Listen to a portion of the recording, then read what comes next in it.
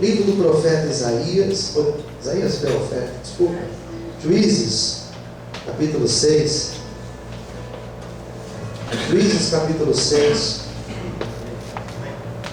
A partir do versículo de número 11.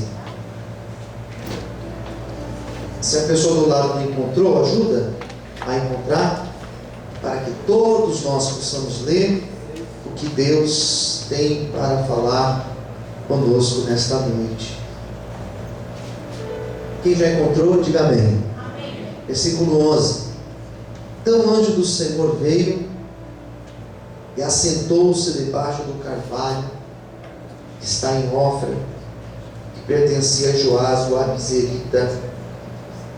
E Gideão, seu filho, estava malhando o trigo no lagar, para salvar dos midianitas. Então o anjo do Senhor lhe apareceu e lhe disse: o Senhor é contigo, varão valoroso. Mas Gideão lhe respondeu: ai, Senhor meu, se o Senhor é conosco, por que tudo isso nos sobreveio? E que é feito de todas as suas maravilhas que os nossos pais nos contaram, dizendo: não nos fez o Senhor subir do Egito? Porém agora o Senhor nos desamparou e nos deu na mão dos midianitas. Então o Senhor olhou para ele e disse: vai nesta tua força e livrarás a Israel da mão dos midianitas. Porventura não te enviei eu? Ele disse: ai, Senhor meu, com que livrarei Israel? Eis que a minha família é a mais pobre de Manassés, e eu o menor da casa de meu pai. E o Senhor lhe disse: porquanto eu hei de ser contigo, e tu ferirás os midianitas como se fossem um só homem. Vamos fazer uma oração. Fala conosco, Senhor, na noite de hoje, pela palavra que nós acabamos de ouvir, por esse texto de Juízes 6, a história do juiz Gideão. Nos abençoe. Abençoe os irmãos e as irmãs que nesse exato momento ouvem pela internet, os que depois também vão ouvir esta palavra, que sejam abençoados por Ti, em nome de Jesus. Amém. Quantos podem aplaudir o Senhor?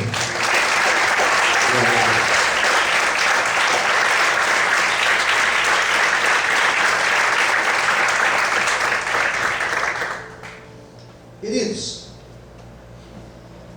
a história de Gideão, não vou me preocupar em fazer uma introdução mais detalhada, porque você já tem ouvido as minhas pregações de quinta-feira falando sobre juízes. A história de Gideão, ela começa depois da história de Débora e Baraque, que é uma história que eu ministrei semana passada, uma história muito linda, porque Débora e Baraque foram dois grandes instrumentos nas mãos de Deus para trazer estabilidade para Israel. Eles vinham de um momento de muita luta, mas quando eles começam a governar, quando eles começam a julgar Israel, Débora, profetiza Débora, depois Baraque vem para junto de Débora. Diz a Bíblia que o governo deles foi um governo tão estável que por 40 anos houve paz. Foram 40 anos em que eles viveram debaixo dessa estabilidade. Quando a Bíblia fala 40, o número 40 ele repete em vários lugares. Significa o quê? 40 anos é uma geração de pessoas. Então, toda a geração de Débora e de Baraque, eles viveram a bênção. As crianças que nasceram nesse período foram crianças que nasceram convertidas. É isso que Deus quer dizer. Que eles nascem num ambiente propício a servir a Deus. Eles nascem numa casa onde seus pais eram convertidos. Gideão, ele é depois desta fase. O pai de Gideão não era convertido. Por quê? Porque a geração da época de Débora, a geração morre. E essa nova geração que vem era uma geração de pessoas que não conheciam muito sobre Deus. Então o pai de Gideão, por exemplo, não era um homem que servia a Deus, servia a Baal.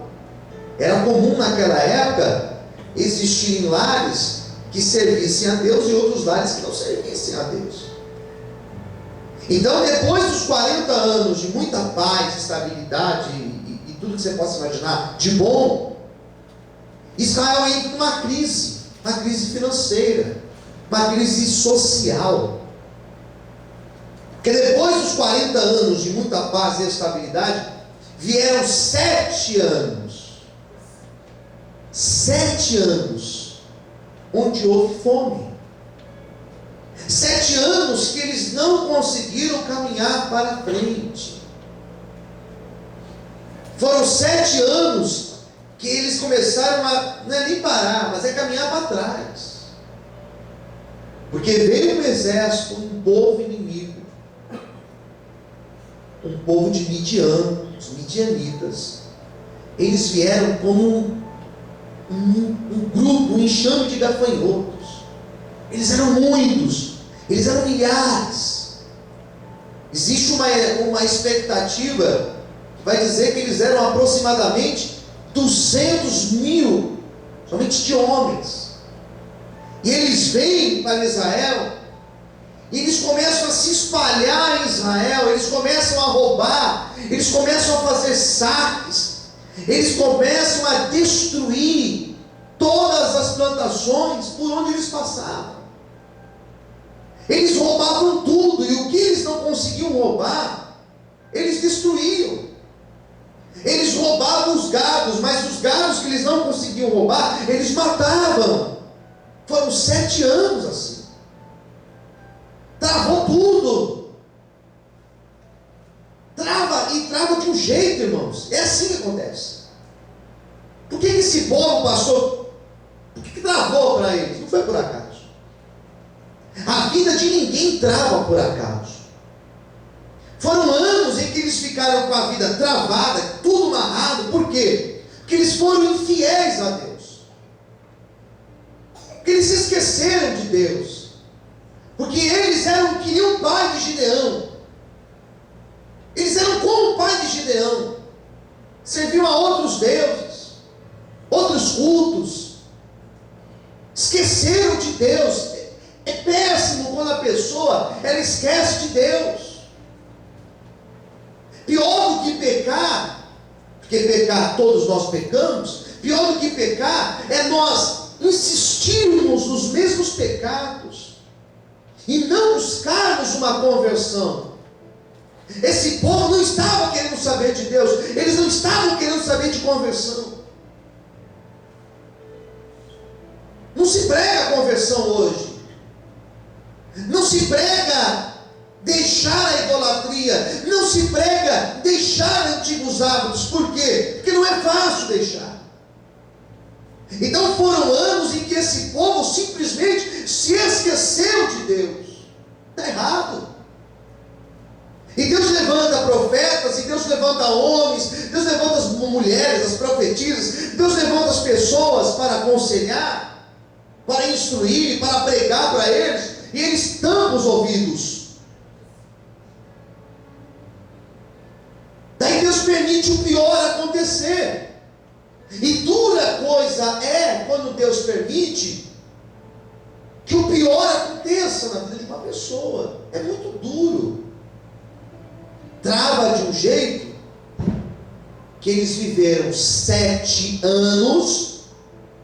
E Juízes, capítulo de número 6, vai dizer que eles tinham que viver dentro de cavernas, dentro de buracos. Caverna é um buraco numa rocha. Eles viviam dentro de buracos. E somente assim eles conseguiam esconder comida, senão até de fome eles morreriam. Quem entendeu? Amém. Peraí, Deus deu uma terra para eles.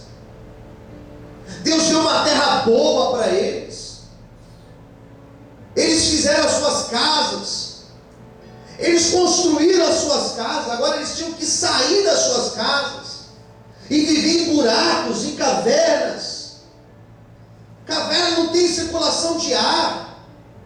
Imagine você morar dentro de uma caverna, com a tua esposa, com os teus filhos, com o teu marido, com a tua família, com a sua mãe. Imagine só morar dentro de um buraco.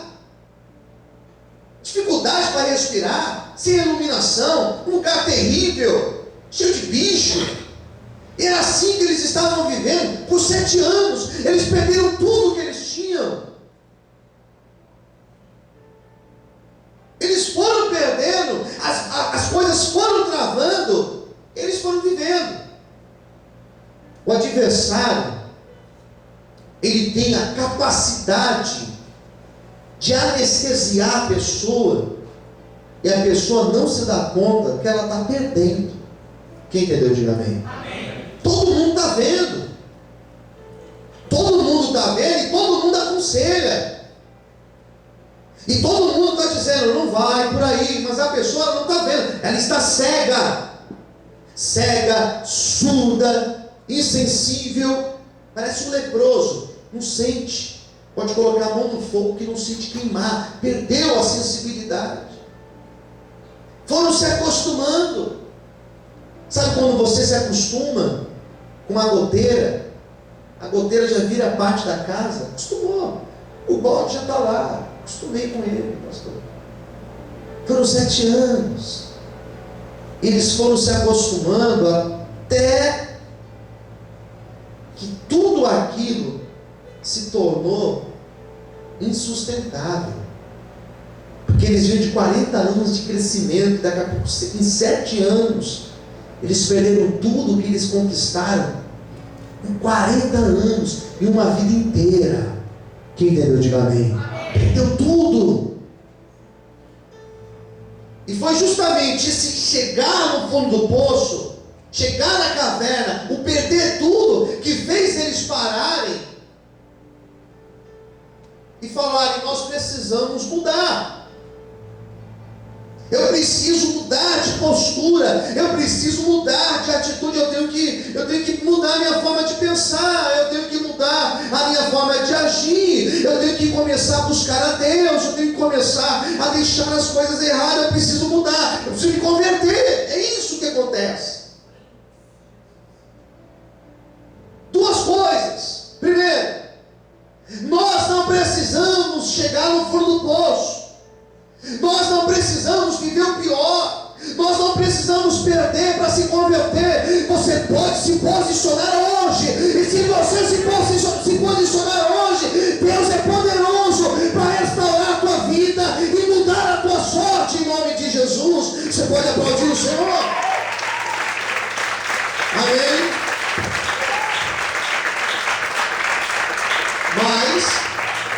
Mas se for preciso,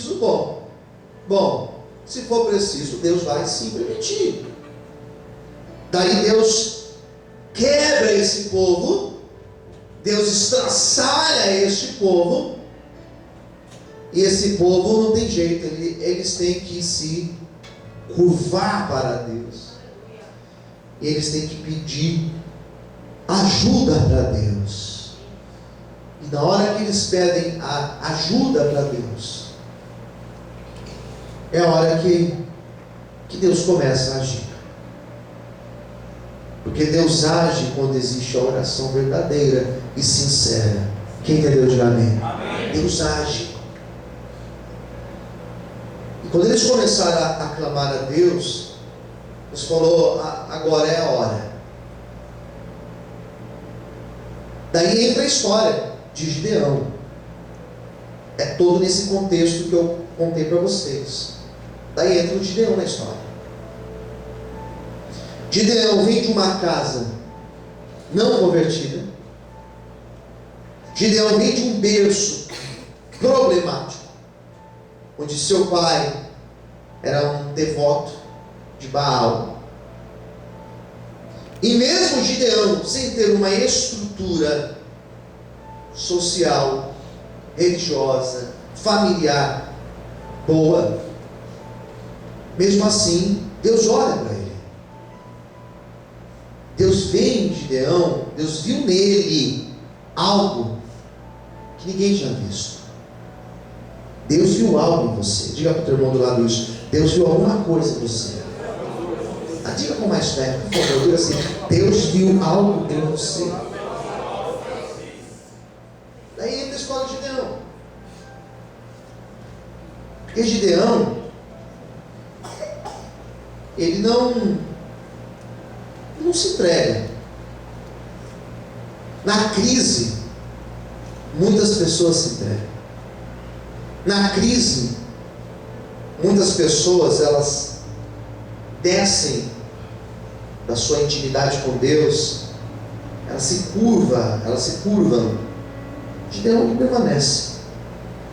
Mesmo sem nenhuma estrutura, ele faz a diferença. Conheço pessoas que nasceram em lares muito estruturados. E são pessoas que não usaram isso ao seu benefício. E conheço pessoas que nasceram em algumas casas que não têm estrutura nenhuma e fazem a diferença hoje. Porque tem aliança com Deus.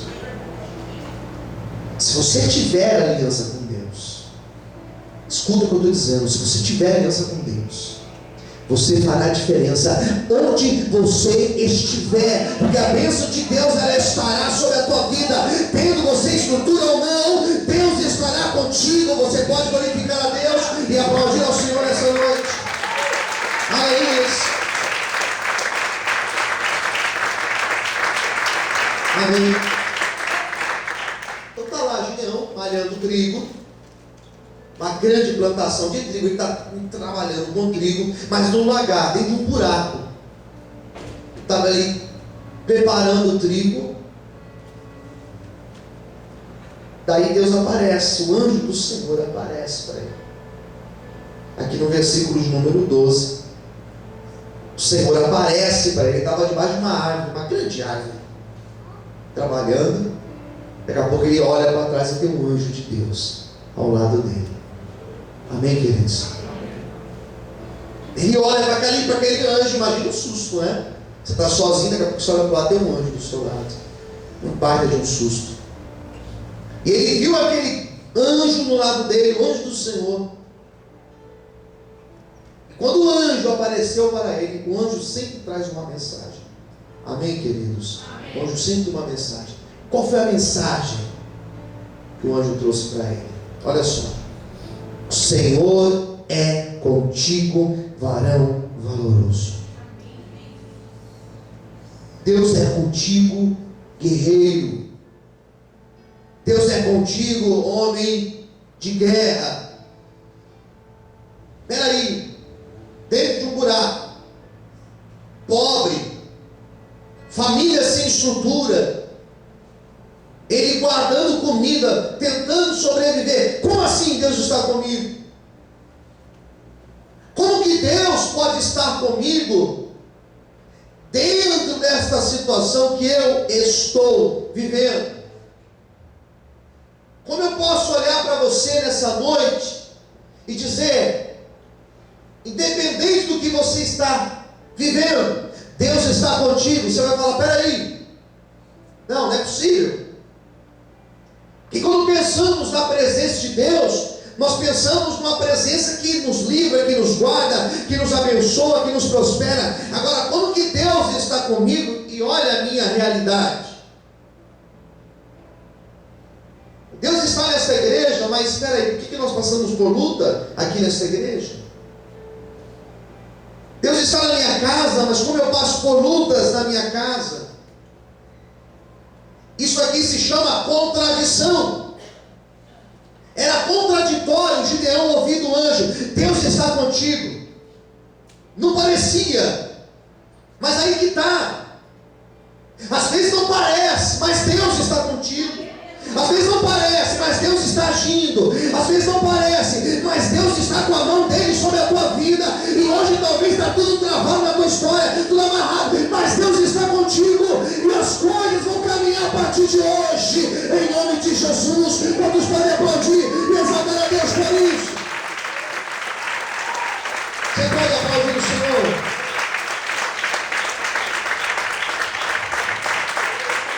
Amém.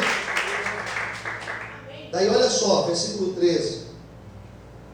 Mas Gideão lhe respondeu: ai, Senhor meu, se o Senhor é conosco, por que tudo isso nos sobreveio? Que é feito de todas as maravilhas que os nossos pais contaram, dizendo: não nos fez o Senhor subir do Egito. Porém agora o Senhor nos desamparou e nos deu na mão dos midianitas. Olhe para mim. Isso aqui é um questionamento. Primeiro, Gideão não acreditava que Deus estava ali com eles. Quem entendeu? Diga amém. Por quê? Porque ele sabia que o povo tinha se afastado. Ele sabia que o povo tinha errado e por isso Deus tinha saído de perto. Mas o anjo chega para ele e fala assim: não, mas Deus está com vocês. Ele fala: não, peraí, como assim? Lá atrás, no passado, o povo falava que Deus estava com Israel, mas a presença de Deus com Israel libertou Israel do Egito. Se Deus realmente estivesse conosco, os midianitas não estariam nos oprimindo. Quem entendeu, diga amém. Por quê? Porque o Egito é uma nação gigantesca. Midianita é uma nação pequena. Se a nação gigantesca dos egípcios Deus nos libertou, por que desse aqui agora Deus não nos libertou? Não é o mesmo Deus? Deus não fez a maravilha no passado, por que Ele não faz agora no presente? No passado Deus esteve, mas agora não. A impressão que nós temos é que a obra de Deus ficou no passado. Foi no passado que Deus curou. Está até na Bíblia. Foi no passado que Deus curou o leproso. Foi no passado que Deus multiplicou os pães e os peixes. Foi no passado que Deus abriu o mar. Foi no passado que Deus acalmou o vento. Foi no passado que Jesus acalmou a tempestade. Foi no passado que Jesus entrou na casa da viúva. Foi no passado que Ele fez isso, fez aquilo. Ei, a obra de Deus não está restrita às gerações passadas. O que Deus fez no passado, glória a Deus por aquilo que Ele fez no passado. Glória a Deus por aquilo que Deus fez com o povo de Israel no Egito. Glória a Deus por aquilo que Jesus Cristo fez na sua época lá em Israel. Mas eu quero nessa noite dizer para você que o mesmo Jesus do passado, Ele é o mesmo de hoje, Ele é o mesmo de amanhã. Ele não mudou. Se Ele fez no passado, Ele faz no presente. Se Ele já fez na tua vida um dia, Ele vai continuar fazendo. Se você está aqui hoje pela primeira vez e nunca viu nada, vai ver a partir de hoje, porque Jesus é mesmo, Ele não mudou. Você pode aplaudir o Senhor e adorar a Deus por isso. Ele não mudou. Eu creio naquele que multiplica os pães. Quem também crê, diga amém. Eu creio naquele que abre porta onde não tem porta. Eu creio. Fala assim para o seu irmão do lado: Jesus é o mesmo. Fala assim: Ele vai fazer hoje na tua vida. Quem crê assim, diga amém. O anjo olha para ele. Daí penso eu que o anjo deve ter olhado bem nos olhos dele e deve ter dado um sorriso para ele. E o anjo disse a seguinte frase para ele, versículo 14: Então o Senhor olhou para ele e disse: vai, nesta tua força, e livrarás a Israel da mão dos midianitas. Porventura não te enviei eu? Perguntou para ele. Nesta tua força. Queridos, se tem uma coisa que com certeza Gideão não sabia, é que tinha uma força com ele. Se tem algo que talvez não passava na cabeça dele, é que dentro dele existia uma força. Fala assim para o seu do lado: existe uma força dentro de você. Quem entendeu, diga amém. Uma força dentro de você. Não dá para ver. Achamos que nós não temos.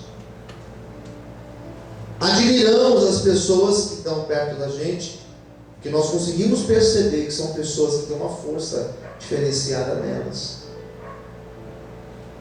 Às vezes até admiramos, mas acreditar que em nós existe essa força, nem sempre acreditamos.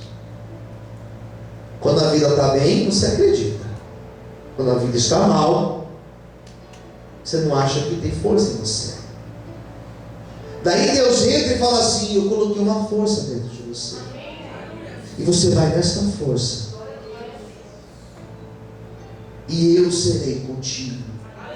Essa força que existia em Gideão, essa força que existia com ele, é a força do Espírito Santo, é a própria presença de Deus com ele, e é essa palavra, essa garantia que eu e você nós temos nessa noite. Qual, pastor? Que a presença de Deus, ela estará conosco por onde você for, na luta que você entrar, na crise que você passar, nos problemas que você tiver que enfrentar. Deus nessa noite, Ele está te preparando, Ele está te preparando para grandes lutas, mas também para grandes vitórias, para dias de luta, mas também dias de bênção. O Senhor está contigo e você vai vencer. Diz o Senhor para você nessa noite.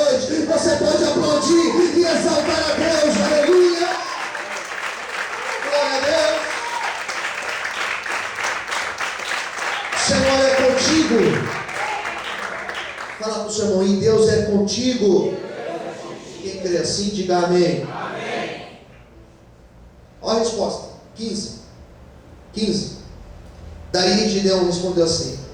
Gideão, ele era racional, queridos. Ele não era empolgado. Olha o que ele responde: ai, Senhor meu, com o que livrarei Israel? Eis que a minha família é a mais pobre em Manassés. Manassés era a tribo, né? De onde que ele vinha. E eu, o menor da casa do meu pai. Não tem, como assim eu? Eu não tenho condição.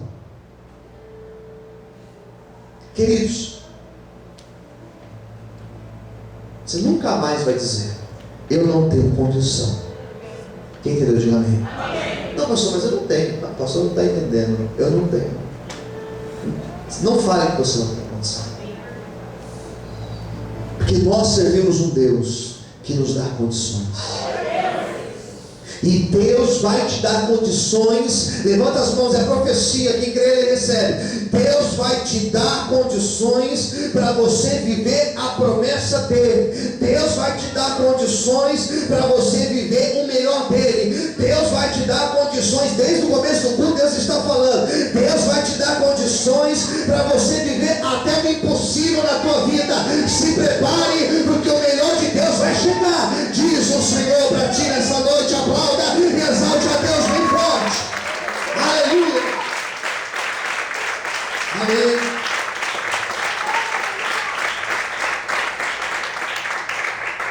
Não tenho condição.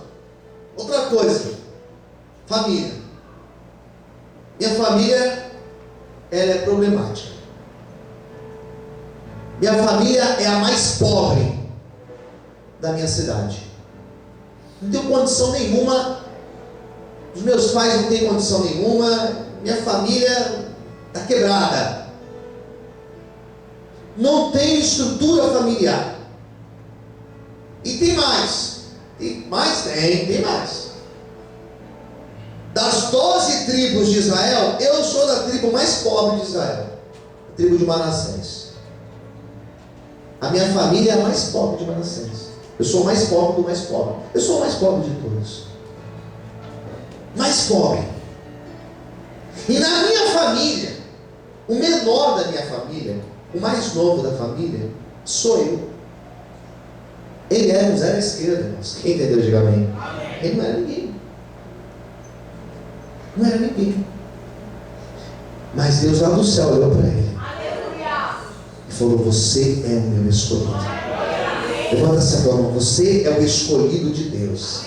Feche os teus olhos agora, você vai receber o que eu vou dizer agora. Você é a escolhida do Senhor. Você é a princesa de Deus. Você, meu irmão, é o príncipe de Deus. Pastor, mas eu não tenho dinheiro. Pastor, eu não tenho recurso. Pastor, eu não tenho estudo. Pastor, eu não tenho condição. Pastor, eu não tenho cartão. Pastor, eu não tenho isso, não tenho aquilo. Não importa o que você tem ou deixou de ter. Pastor, minha família é pobre. Pastor, eu sou o mais pobre da minha casa. Não importa quem você é. Não importa de onde você veio. Você é o príncipe. Você é princesa, você é o escolhido de Deus para viver coisas grandes. Se prepare, Deus vai te surpreender. Quantos podem aplaudir e exaltar a Deus essa noite por essa palavra? Adore ao Senhor. Amém. Daí eu entendi, irmãos. Olha para cá. Aí eu entendi qual era a força que existia em Gideão. Eu entendi quando eu li esse versículo aqui. Humildade, irmãos. Gideão, ele era humilde. Quem entendeu? Diga amém. Eu sou humilde, eu não tenho condição, não sou. E não era de boca para fora, era sincero. Agora que eu entendi por que ele falou: não tenho condição, vai na força. Porque ele sabia, na minha condição, eu não chego em lugar nenhum. Daí Deus olha para ele. Aqui eu vou encerrar a pregação e fazer uma oração. Daí Deus olha para ele. Daí eu imagino o anjo segurando na mão dele. Quando o anjo segura na mão dele, fala assim para ele: olha, porquanto eu hei de ser contigo. Você não entendeu? O anjo segura na mão dele e fala assim: então eu vou com você. Amém, queridos? Nós vamos juntos. Segura aqui, Gideão. Gideão, segura na mão dele. Você vai comigo, eu vou com você. E você ferirá os midianitas como se eles fossem um só homem. Quem entendeu? Diga amém. É isso que Deus fará na minha e na tua vida. Domingo eu estive ministrando aqui, à noite, o Salmo 29. Deus vai te dar força. Força. É isso que o texto está dizendo. Deus vai segurar a nossa mão. Você vai vencer em nome de Jesus. Deus vai segurar na tua mão e você vai superar. Deus vai segurar na tua mão e você vai pisar no adversário. Pastor, mas eu não vou ter luta. Sim, você vai ter luta, mas o teu problema vai se tornar tão pequenininho que você vai pisar nele e você vai testemunhar a tua vitória. Diz o Senhor para ti nessa noite. Quem recebe esta palavra, aplaude, exalte e glorifique ao nome de Deus bem forte. E que o Senhor te abençoe. Que Deus cumpra essa palavra na tua vida. Em nome de Jesus. Quem recebe esta palavra, diga amém. Amém. Fala para o seu irmão do lado. E o Senhor será contigo. E a vitória já é nossa. Em nome de Jesus. Eu quero orar para você. Eu convido você a ficar em pé nesse momento. Fechar os olhos.